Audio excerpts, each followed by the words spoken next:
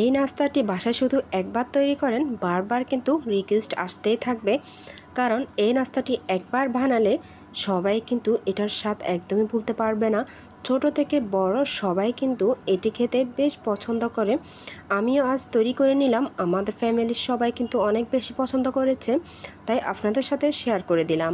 এখানে আমি এই নাস্তাটি তৈরি করার জন্য 1 কাপ দুধ নিয়েছি, গরম দুধ। তারপরে এখানে দিয়েছি 2 টেবিল চামচ রেগুলার রান্নার তেল, চাইলে বাটারও দিতে পারেন।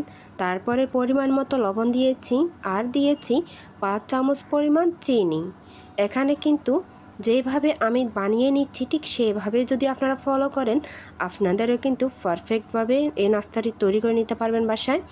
তারপরে দিয়ে দিলাম ইস্ট। এখানে ভালো ব্র্যান্ডের ইস্ট ব্যবহার করার চেষ্টা করবেন। এখানে প্রায় 1.5 চামচের মতো আমি দিয়েছি। সব কিছু মিশিয়ে নেওয়ার পরে এখন আমি দিয়ে দিলাম একটি ডিম। যখন দুধটা কিছুটা ঠান্ডা হয়ে আসছে তখনই কিন্তু ডিমটা ইউজ করেছি। এখন আমি খুব ভালো করে এগুলাকে মিশিয়ে নিয়েছি। আর এখন আমি দিয়ে দিলাম আটা। এখানে প্রথমে 2 কাপ দিয়েছি, পরে আরও 1 কাপ দিয়েছি, সর্বমোট 3 কাপ লেগেছে।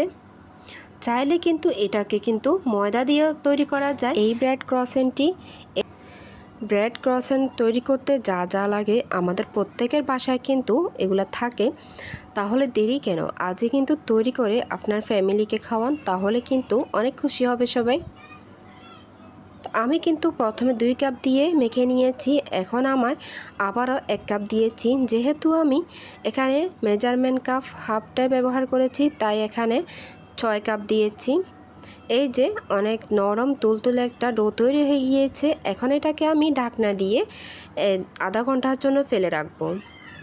এটাকে গরম জায়গায় রাখতে পারেন। এখানে আমি কুসুম গরম পানির উপরে এই বাটিটা রেখে কিছু পাপড় দিয়ে এইভাবে ঢেকে রাখবো, তাহলে খুব দ্রুত এটা ফুলে উঠবে। চলে আসলাম আধা ঘন্টা পর। এই যে দেখেন কতটা ফুলছে এটা। এখন এটা আমি আবারও হাত দিয়ে ভালো করে মেখে নেব।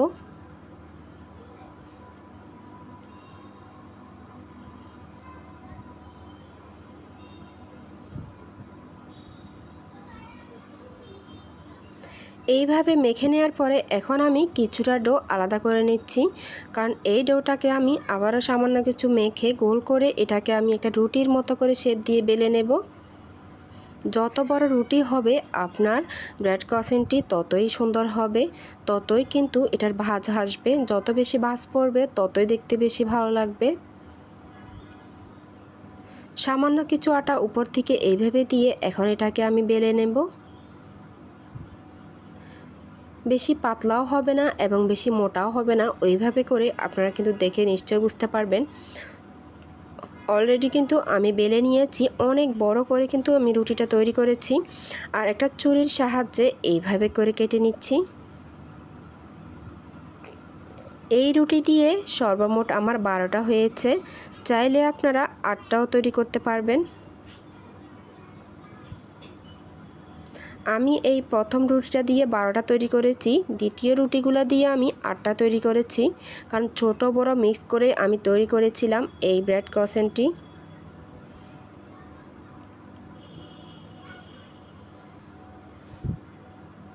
এই ক্রসেন্টের মাঝখান বরাবর এইভাবে করে একটু করে কেটে দিলে এটা কিন্তু ভাঁজটা অনেক সুন্দর আসবে, অনেক লম্বা হবে, সেজন্য এইভাবে কেটে দিছি।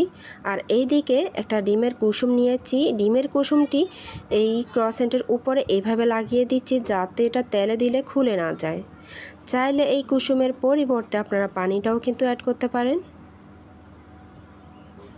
একটা আঙ্গুলের সাহায্যে কিন্তু পানিটা লাগাবেন যাতে বেশি না পড়ে। আর এইভাবে করে আপনারা কিন্তু এটার শেপ দিয়ে দিবেন, যেভাবে এখন আমি দিয়ে দিচ্ছি। এইভাবে করে সবগুলাই তৈরি করে নিতে পারেন। আর এই দিকে দেখেন আমি হাত দিয়ে একটু টেনে টেনে লম্বা করে দিচ্ছি যাতে এটার ভাঁজটা আর একটু বেশি পড়ে, তাহলে আরও বেশি সুন্দর লাগবে।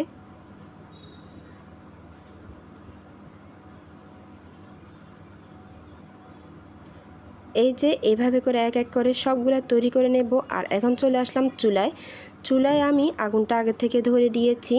চুলার আঁচটা একদম লোতে রাখতে হবে। আর তেলটা যখন গরম হয়ে আসবে তখনই কিন্তু এই ক্রসেন্টগুলো এক এক করে সব দিয়ে দিবেন।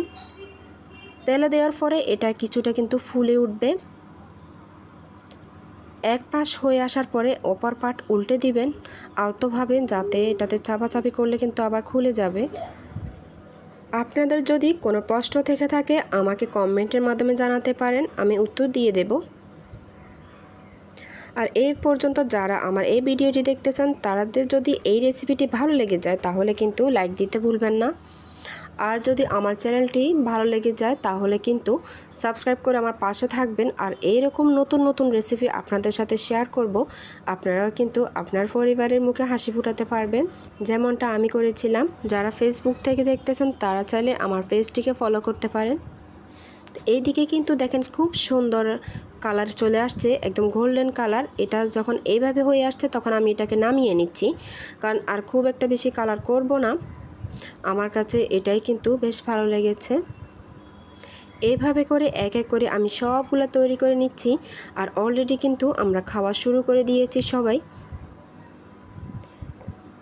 ঠিক এমনটাই হয়েছে, দেখতে কিন্তু বেশ ভালো লেগেছে।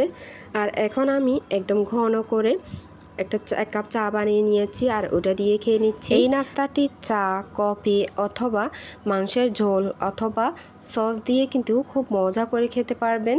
আমার বাচ্চারা কিন্তু সস দিয়ে বেশ মজা করে খেয়েছে। অলরেডি বাচ্চাদেরকে টিফিনে কিন্তু দেওয়া হয়েছে, অনেক মজা করে সবাই মিলে খেয়েছে।